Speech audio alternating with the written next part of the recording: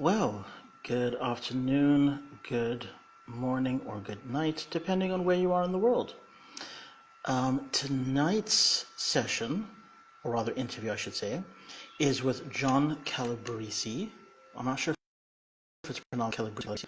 And I'm just gonna add him now. Right. Go through fairly quickly, which I'm quite excited about.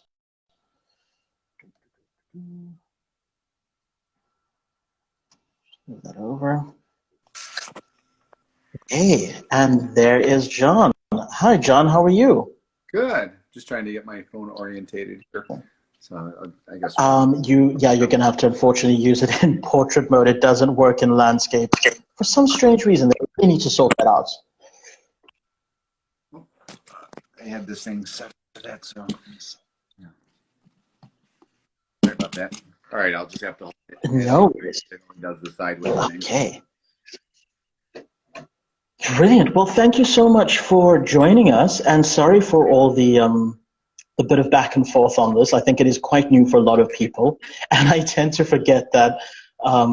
As I was saying to Priscilla, one of the other, I'm sure you've met her actually, one of the organizers for the Wellness Lifestyle Conference, I completely forgot when it came round for your session because four other people who'd asked to be interviewed, I had already interviewed. So they knew the whole process and everything. And I completely forgot to send you the processes again. So apologies. But we're very happy to have you here today. So John, I'm very excited to hear a bit more about the topic that you're actually going to be discussing with us on the Wellness Lifestyle Conference. But before we get to that, maybe you could share a bit more about yourself and what got you into this whole arena. Okay. Well, I started very young. So I started at the age of 16, and now I'm 56. So it's been 40 years now. And I just started in a martial arts school, and, probably for, not the same reasons that I do it now. But for a teenager. And I really learned about wanting to take care of yourself and help others to, know how to take care of themselves as well. And martial arts is I do an internal martial art, Bagwajung, which is really about the internal systems. It's incorporates Qigong, Tai Chi, a lot of the internal aspects, Xing Yi, different martial arts that really focus on the inner development, and the mental development, and not so much just limited to the external development. I think some types of training would be. Right. So it's been a long journey. I mean, it's been 40 years. I started out, like I said, very young, and now 40 years later, I'm a master level teacher. I'm 8th degree.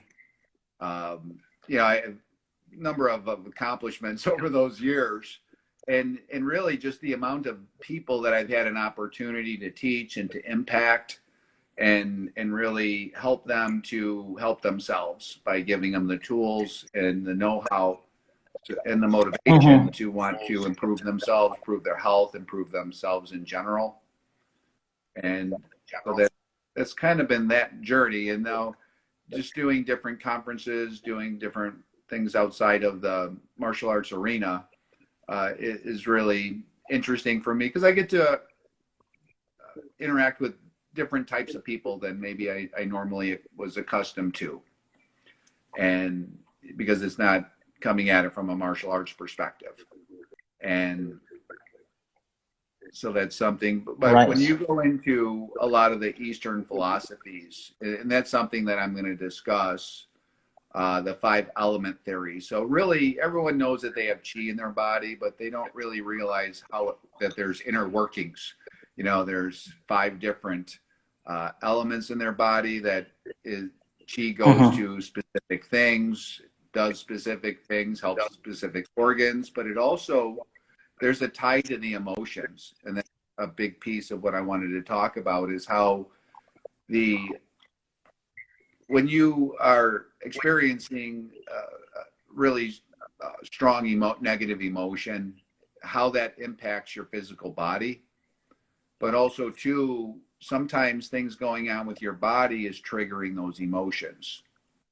And so we're going to go through the breakdown of what that all means, how that would be beneficial to them to know, and then how they would get more information and be able to pursue that further if they had an interest in looking at their health from an energetic standpoint, and really just how the energy is moving through their body, promoting and giving them their good health, as opposed to, just having a general understanding, yeah, there's chi in my body because I'm alive.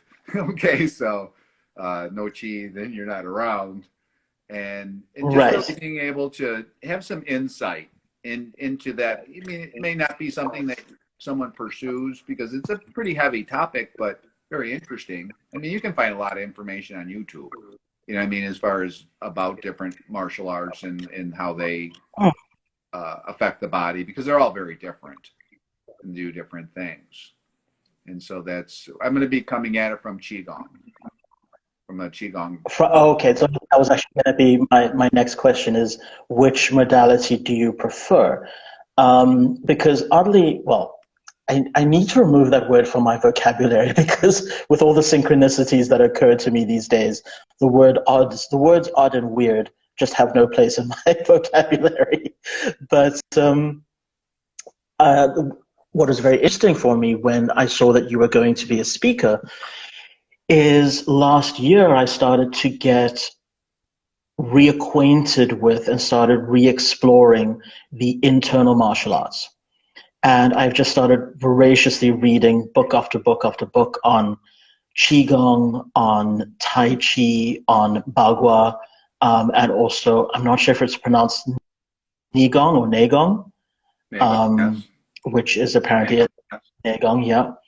And very intriguing to me how, like you say, the Eastern approach to that mind-body connection, and how you can actually start to really feel the chi flowing and also where it blocks.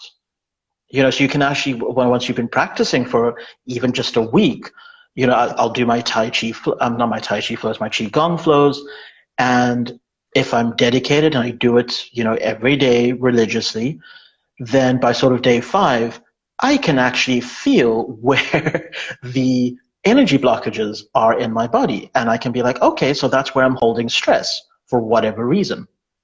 And then, start to work through that. But I'm obviously very much a novice in this. So my question to you then would be, from your personal experience of having done this for 40 odd years, how has this changed? How has approach to the martial arts and spirituality and mental energy, how has this changed you in your life? I won't say for better or for worse because polarity and everything, but yeah, what have been some of the changes that you've experienced? Well, I think the biggest advantage that there was is I started so young that it's all I would know. You know what I mean? I don't know anything different. It's something that it's just very much a part of me, and something that that I just is integrated into just how I function. So it's a matter of kind of going through life with more of a knowing on things and a different perspective and understanding, because I know that if you experience this really bad emotion for a long time, that could really hurt you over time. Because if you sustain a negative emotion for more than 7 years, there's a very good possibility that you could have some type of health ramification. Something rather benign, or it could be something extremely serious, depending upon. And there's different vulnerabilities that you have based on what emotion it is, and then also your own personal body will have certain vulnerabilities. And so just knowing things like that, knowing how to regulate your mind through your breath work, knowing how to keep your body energized and vibrant.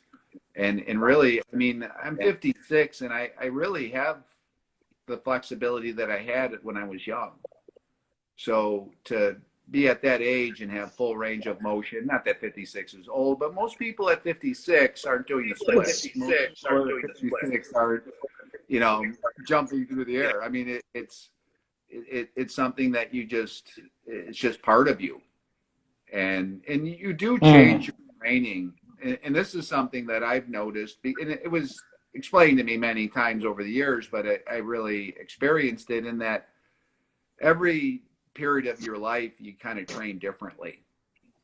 You know, when I was in my teens and 20s, I mean, it wasn't unheard of me to train for 6 to 8 hours in a day and rigorous type of training, not just meditating and breathing and doing softer style martial arts. But, and I was kind of resistant to the fact that I had to change and move into different types of movement sometimes when it's, you know, but when you're not a kid anymore, it's not really beneficial. It's not that you can't physically do it. It doesn't have the right effect on your body based on where your body is at that age and what cycles it's going through and what you're experiencing. So that I think that was another big piece because it definitely shifted my training a lot, you know, over the years.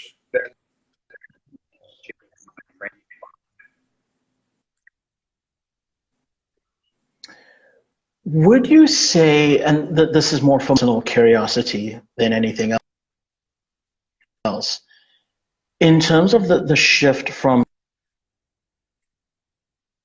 doing the more, we'll call it the hard style martial arts, which still requires an incredible level of concentration. So there's definitely that mind-body connection there, you know, doing the hard martial arts. But the soft martial arts, you are able to meditation. And that mind-body connection almost deepens to become a mind-body-soul connection. Thought that their intuition is a lot higher. Their sense of peace is a lot stronger, just through moving through the forms with intent and focusing on the energy movement you have experienced? No, I'm going to try to answer your question. I missed, you were breaking up a lot throughout your question. So I'm going to do the best I can. I think I pieced it together. But most people start in hard style martial arts because that's kind of, as a kid, where you generally have the most interest. You can't get an 8-year-old child to sit down and meditate very easily when they want to run around the room. So, you know, when you're at that age, because I remember when I first started, I didn't really want to do that stuff. I mean, I did it, but I also did a lot of the, you know, the jump kicks and a lot of the katas and a lot of the, you know, hard external martial arts. And that builds your foundation because where it doesn't really, I wouldn't call it you know, it's an external martial art. So it's developing your external coordination, your strength, your timing. I mean, there's a lot to that. That's a lot of work there. And that lays the groundwork for Tai Chi and Kung Fu and those other martial arts that are a little bit Bagua, that are more softer and require a little bit more intellect when you're going through it because there's a lot more to understand. And now you're starting to go into different philosophies and principles. You know, like I said, the 5 elements theory, there's also the yin theory, and which deals with the seasons of your life and how to harmonize what you're doing with that, and also give you indicators as to how you're doing each season. You know, kind of take your temperature because there's certain things that you'll need to be doing at different ages. I think I brought that up earlier, but there's a whole philosophy behind that. It's not just, you know, mellow out as you get older. There's a lot more going on. One thing that, you know, when you're dealing with martial arts, internal martial arts, you're trying to the philosophy is that you have kind of like a battery, and you're born with this really strong charge, and then it keeps charging all the way until you hit the age of 33, and then it stops. Then you actually have to generate the energy and generate, even to develop your muscles, you have to actually strategically traumatize those muscles so that your body knows to send the hormones, the healing hormones, you know, uh, just really get your body reacting to that. And then it boosts everything up, brings all the energy there. So it's more, if you don't do it, it's not going to happen. Where when you're younger, it's endless. You have an endless supply. And then you have to manage that energy for the rest of your life and make sure that you don't run the battery down too far. And because you need to keep a full charge, you need all 4 bars on your phone. And so a lot of the Qigong practice is around trying to maintain that energy within your body and keep it in a very, very high quality Qi, as opposed to, you just barely got a charge, you're just barely going. And so a lot of that has to do with cultivating that Qi and then really working on the longevity from it.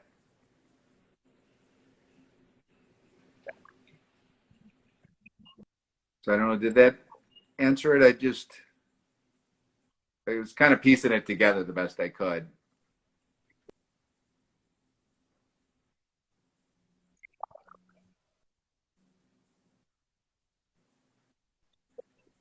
But the hormones, the healing hormones,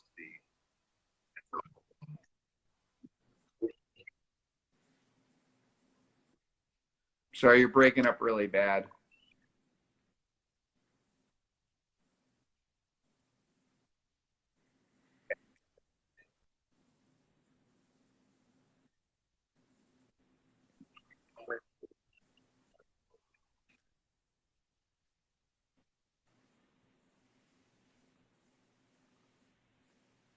I'm sorry, I didn't make any of that out. Your mouse moving, but there's no sound coming out.